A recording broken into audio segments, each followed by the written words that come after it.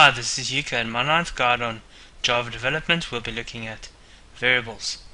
Variables represent the data in your application, and as mentioned, with regards to object-oriented programming, you can think of this as nouns, and we use functions and methods to modify the state of our objects.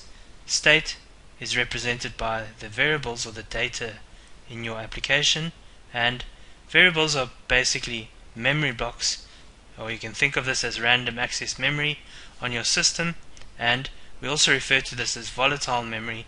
Volatile memory is memory which is lost should your system accidentally shut down. We also have non-volatile memory, which basically is memory that is stored on your hard disk, and you'll be able to retrieve that data should your system shut down accidentally. Now, this tutorial is about the variables in Java, and the first thing we're going to discuss is variable declarations, and we're going to discuss data types. One of the most important aspects with regards to variables in Java is that Java is a strongly typed language, and what this implies is that when we declare the type of variable that we'll be using in memory, we are bound by certain regulations. And to discuss some of these, we're going to go to the Java programming language documentation, and we're going to go through some of the data types which are provided by the language for us. Now, these values here that we're going to go through to begin with, they are used for numeric data. So the first thing we need to acknowledge is that we have different types of variables that can be used for different types of data. We can use bytes, shorts, integers, and longs to represent numeric data in our applications, and these variable data types are provided for us by the language development kit, and we are bound by certain regulations and values that we can use and store in these memory blocks and variables. So let's look at some of the documentation, and let's look at what this means. Firstly, I want you to look at my integrated development environment. There's no errors at the moment, there's no red warnings here, and this is relevant to the tutorial. In fact, I'll just run this class file that we've been working with up to now. Now, we're going to define what typically forms the fifth structure or component of a Java class file, and we're going to look at class variables to begin with. Class variables are variables which are able to be used throughout your class, and once again we use functions and methods to modify or to interact with our fields or variables or the state of our Java objects.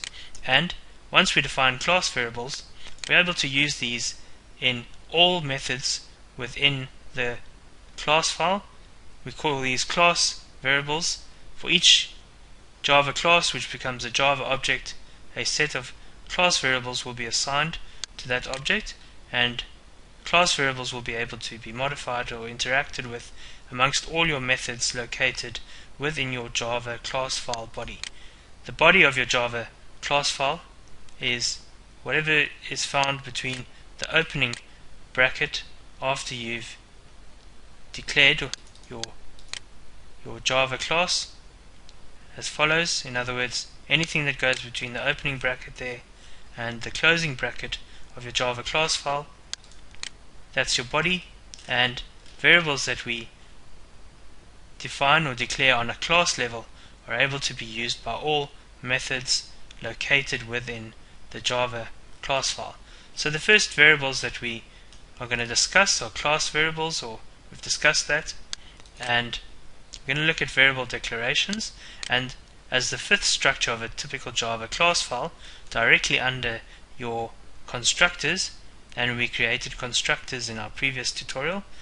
Now typically under your last constructor, as an example, we created a default user constructor which was unnecessary in the previous tutorial, and just below that, given that that's our last constructor in our Java class file, we typically put class variables.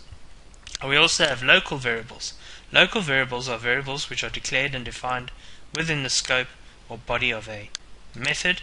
In other words, in our main method here, which we've been using throughout the tutorials thus far, we can put variable declarations.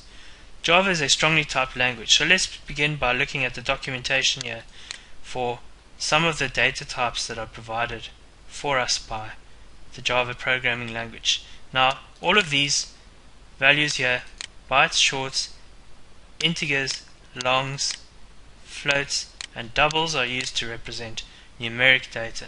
What you need to bear in mind with regards to these data types is the range of values that can be used. We'll go through the range of values.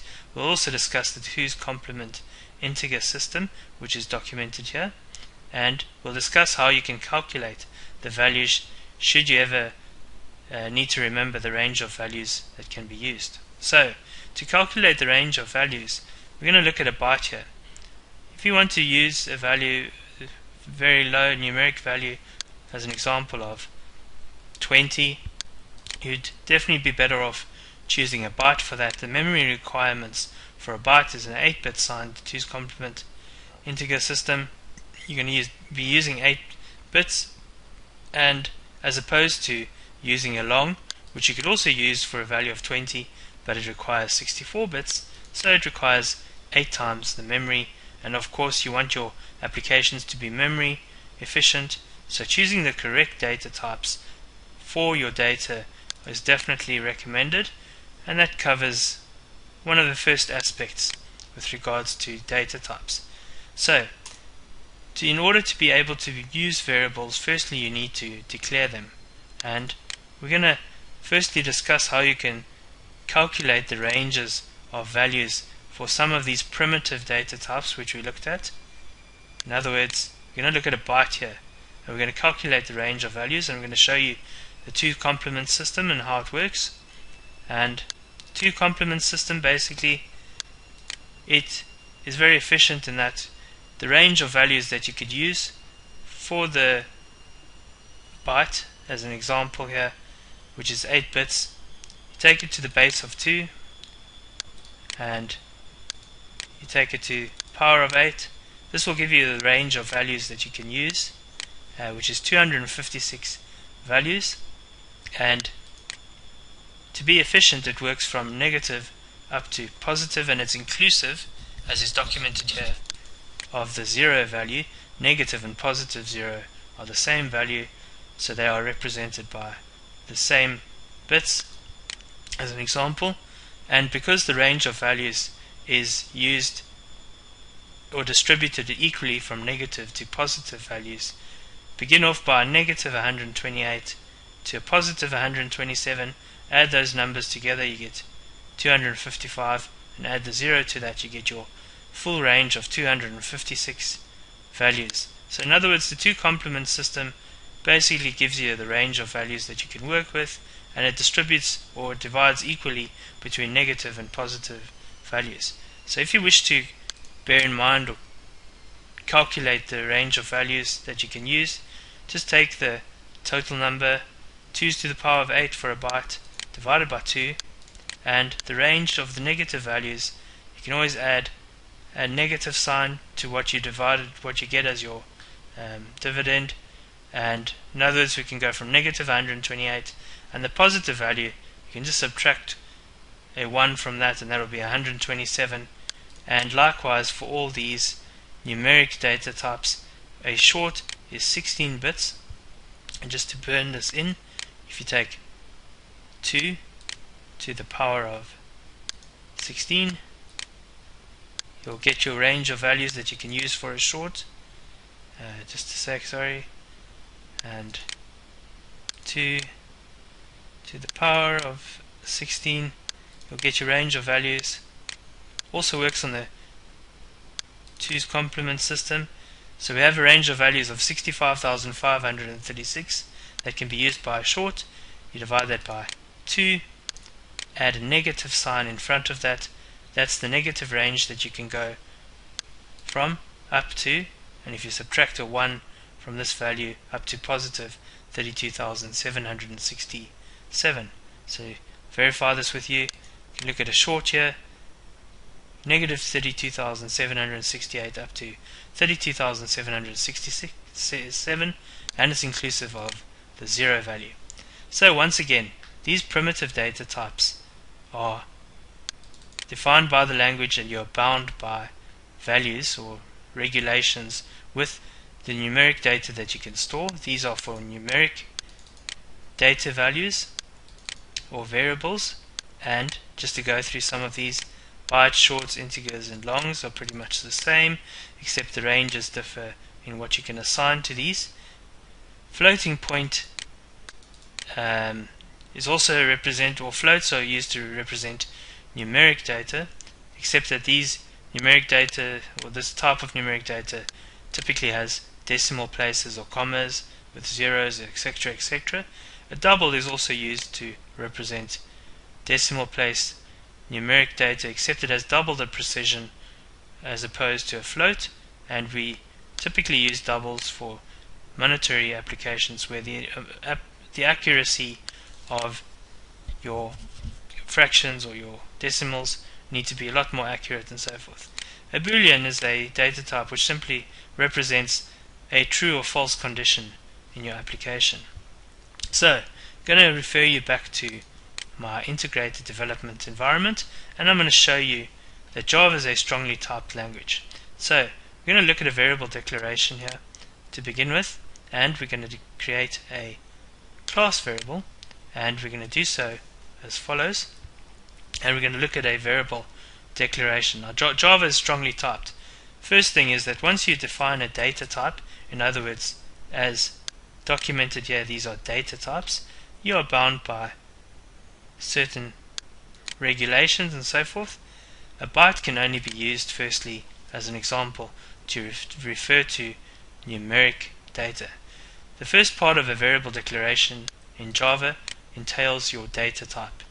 Then you provide an identifier or a reference to the data which sits in your memory. The reference, we refer to as a reference variable, is used to interact with your data and to modify data and so forth within your objects and so forth. So we're going to declare a byte here using a byte keyword. In your integrated development environment, it's usually color coded, it's a keyword, and we provide an identifier after the data type. We can just simply, as an example, type byte 1, and then you assign the value, or you initialize the variable to a certain value, and as an example 10 is a valid number for a byte. Take note, I don't have any errors here, so this is perfectly legal here. But if we go out of the ranges, and this again touches on the fact that you're bound by certain regulations with regards to the data types that you choose. A byte, you can only choose a value that falls in the range of between 127 or negative 128. Should we choose to deviate from these regulations, in other words, should I choose to assign a value of 128 here, and take note that variable declarations, they are Java statements and they need to end with a semicolon, as do all Java statements. And you see I get an error here in my integrated development environment. In other words, the code that I've just written won't be able to compile and I won't be able to run this application. To fix this, I need to define or value to the variable, and I need to initialize the value. To initialize, or to be able to use variables, you need to initialize values to them. Basically, initializing a variable entails that you provide an equals sign and you assign a value to the variable. You won't be able to use your variables or your identifiers, or which are used to interact with your variables, unless you've initialized them to values. There is an exception to this. With class level variables, which we're creating here, remember I discussed that we have class level variables, and we also have local variables which can be declared within methods. As an example, we can put a byte here which can only be used within the body of the main method.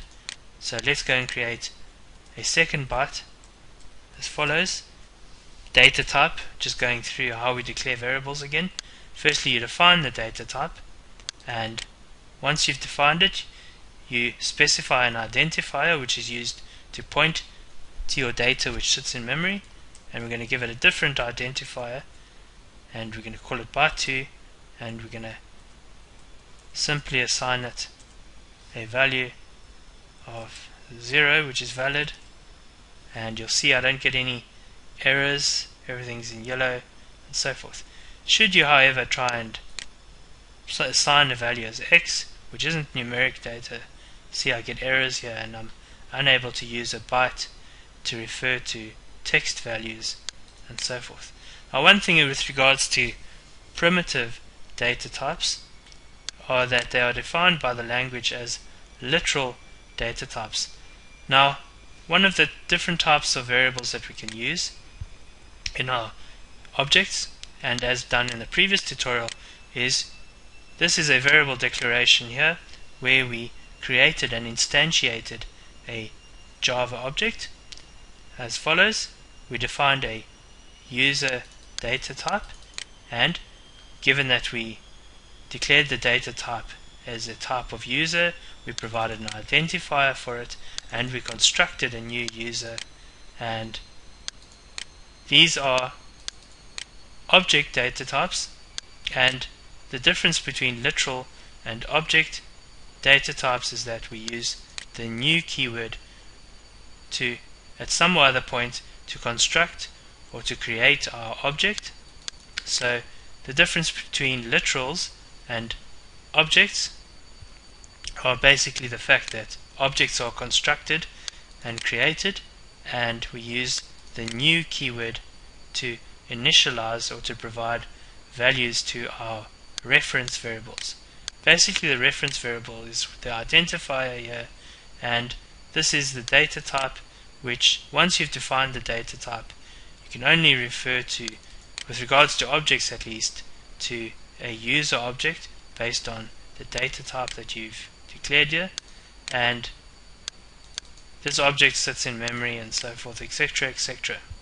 So we've looked at variable declarations.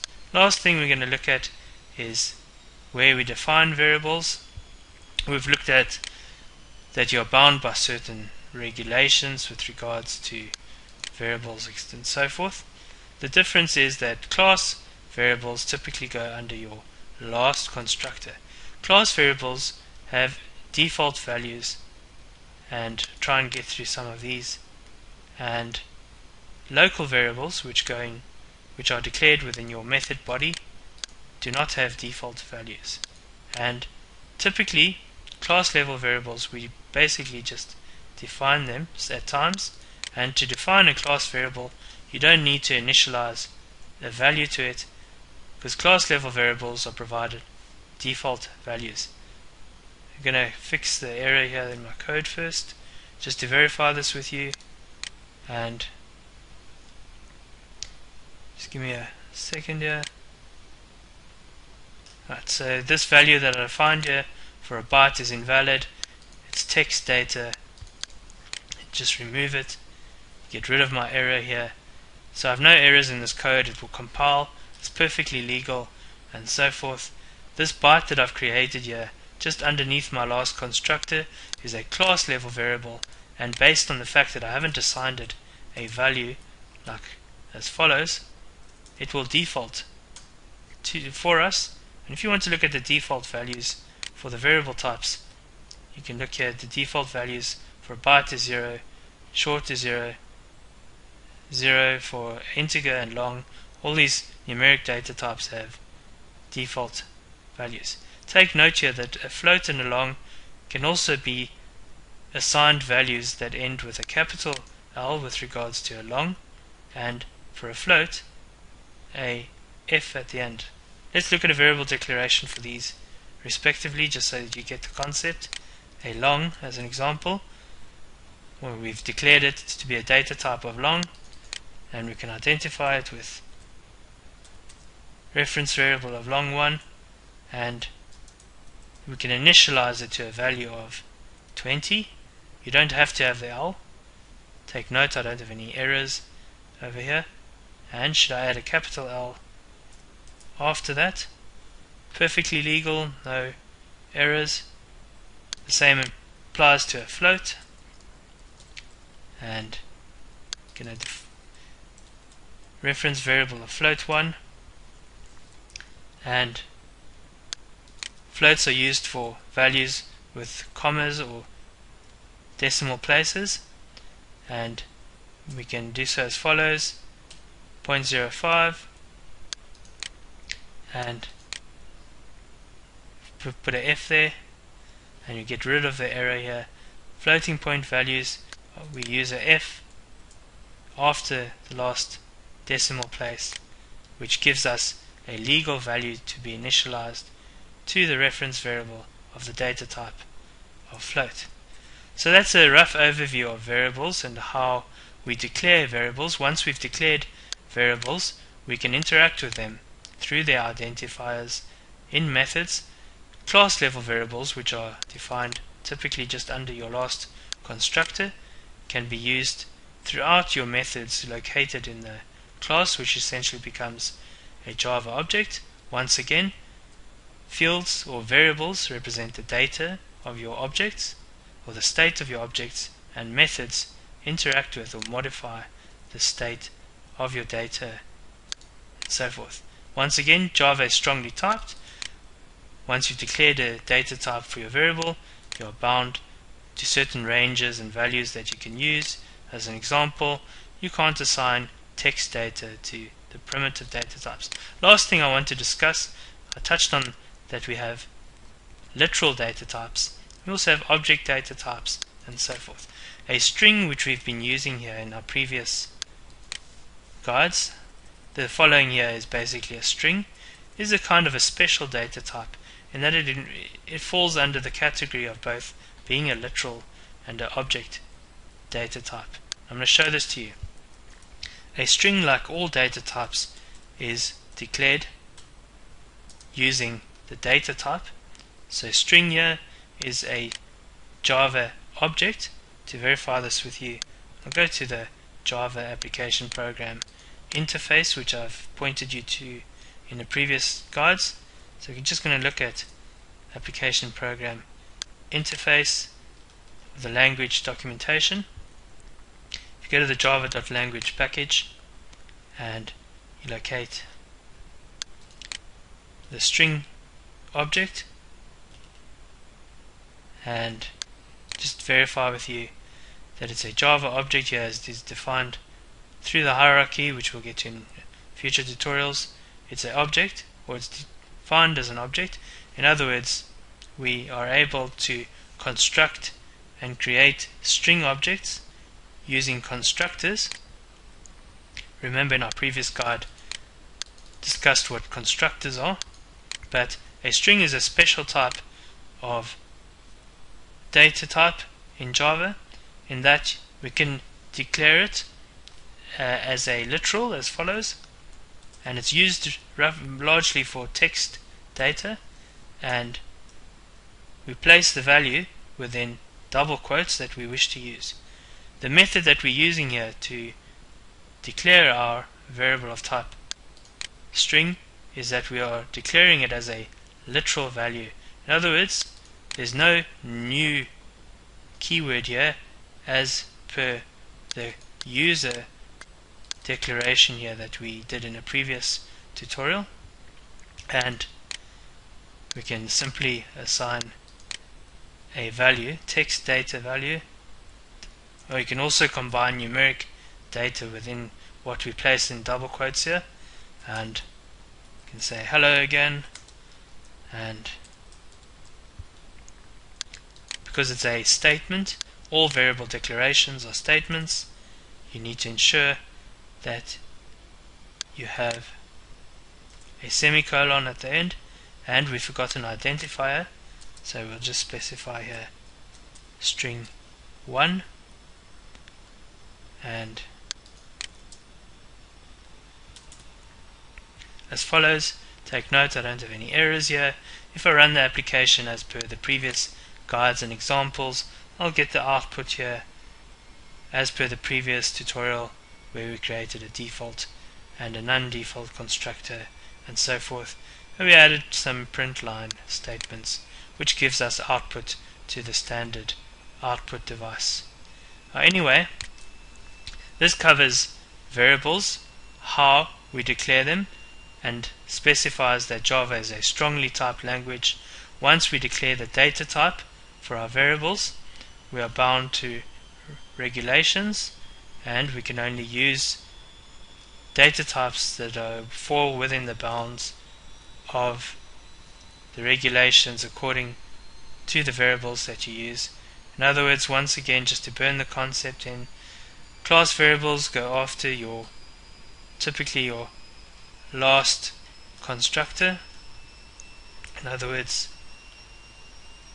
here we've assigned class variables, all of which can be used within any of our methods located within this class file, which will become an object.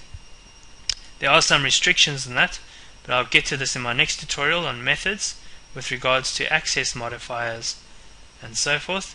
But this is your practical guide, rough guide to variables which represent data in your application and state, and sometimes we also refer to this as fields.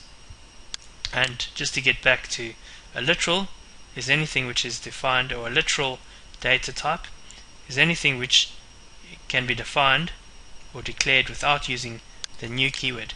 I did mention that a string over here is kind of unique in that over here on this line we've assigned it as a literal data type. We didn't use a equals sign, but to show you that a string is also an object data type, I'm going to declare a similar variable as follows, and we're going to string data type and identifier. Again, identifiers are used to interact, or they refer to your variables. We call identifiers reference variables which refer to your data in memory, and we're going to identify the string as string2, and we're going to initialize a value to it, and we're going to construct a string object at the same time as follows, which verifies that a string is also a object and not just a literal as over here. So we're going to a string, and we're going to put in a value as follows: string as an object. Now we're not going to be using any of these variables in this guide. In the next guide on methods and access modifiers and so forth, we'll be interacting with this data within our main method and several other methods and so forth. So this is my 9th guide. Still got an error here, so I'll just fix it with a semicolon because it's a Java statement, so it has to end with a semicolon. This is my 9th guide on variables represent data in your application.